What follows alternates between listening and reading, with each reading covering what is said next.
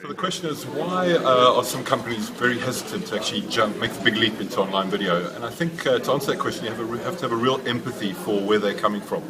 Traditionally, a lot of these companies would be companies that are, let's say, more conservative by nature, or more accurately come from a more conservative sector, let's say the financial institutions. They're very worried about all sorts of things. Things like their presenters and their talent, so to speak, are not media trained. They're worried about sending that in real time to their desktops and trying not to kill the corporate network. And also, they may be unsure about how this complements the overall message or branding that they're trying to get across. So you have to have a real empathy for where these guys are coming from and handle each of those on its merits in turn. Right, so there are a couple of things that we recommend when working with especially corporate clients or big brands to try and incorporate video into their websites.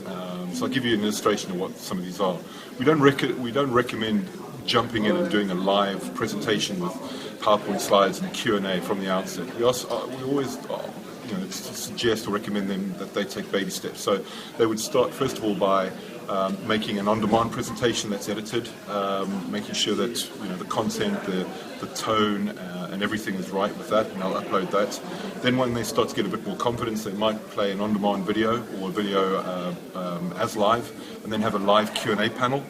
And then when they start to get a lot more confident and they get to understand the power of video and get feedback from their market segment, which could be internal or external viewers, they can then look to doing, let's say, an on-demand presentation with synchronized audio and video, and then make the ultimate leap to doing a live presentation with audio and video and PowerPoint slides with polling and live Q&A.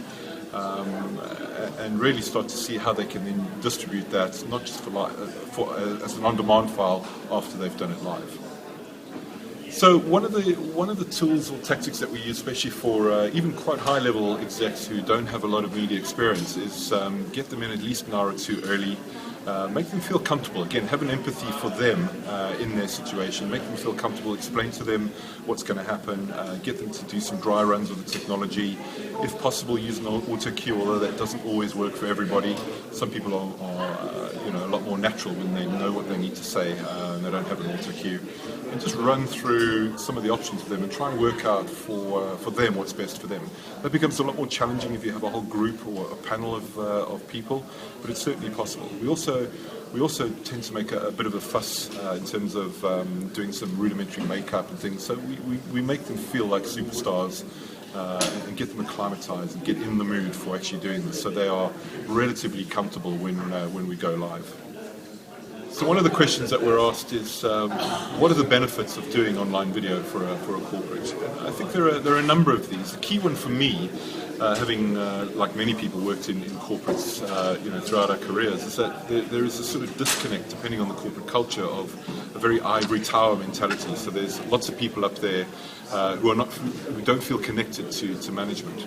And I think having a human face pop up on your desktop or on your terms sort of humanizes that whole structure, and I think it's a key part to changing or enhancing a corporate culture.